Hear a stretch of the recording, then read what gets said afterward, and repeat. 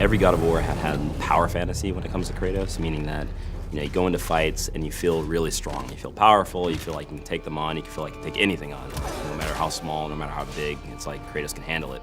So for this game, even though we were changing pretty much everything about the combat, we wanted to make sure that Kratos still felt like he was a powerhouse. The two things that we had talked about early on were like, one, we don't want to make an open world game. Two, we don't want to just mimic Dark Souls. As much as we like that game, there is kind of this interesting loop inside of it that we wanted to capture. That's when we really, I think, started embracing the fact that not all of God of War just has to be charge in, hit, and then sort of wake up after everything's over, right? We just didn't have that strategic element, that cerebral engagement. And all of the pieces that we put together throughout development put the player in a position that they have to think as they're fighting.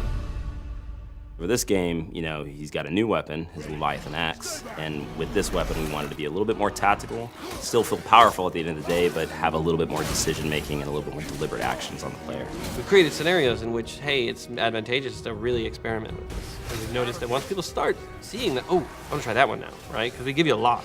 We want to make sure that, hey, when you win this fight, did you win it slightly different than this other player won the fight? Maybe you kicked him into a wall, stunned him, and grabbed him. Maybe you tripped him and then slammed your axe on top of him to split him in half. There's multiple ways to handle enemies this game. But I love the kind of trick shot stuff with the axe. So like throwing and tripping the character and then repositioning myself to put another character between me and the axe, recalling the axe and taking the character from the ground, popping him up, hitting another character in that line from behind, grabbing and then comboing that, launching him up, and then throwing a runic attack on him.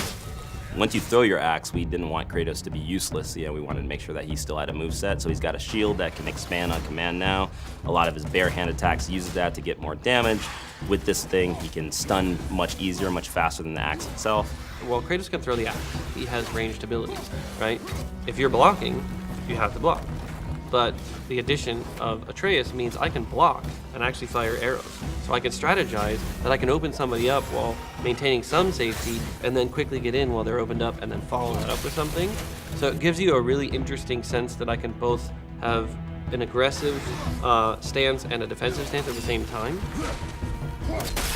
God of War was, the boat deck, right? On the Hydra ship, one section, bam, you already understand kind of all of the base combat stuff, and then we incorporate a little bit of magic later. So this was far more ambitious, and I think honestly, the audiences are more adept at games. They've played a lot more games. The game industry has progressed and matured, so people are looking for inherently a greater depth to the games that they're playing.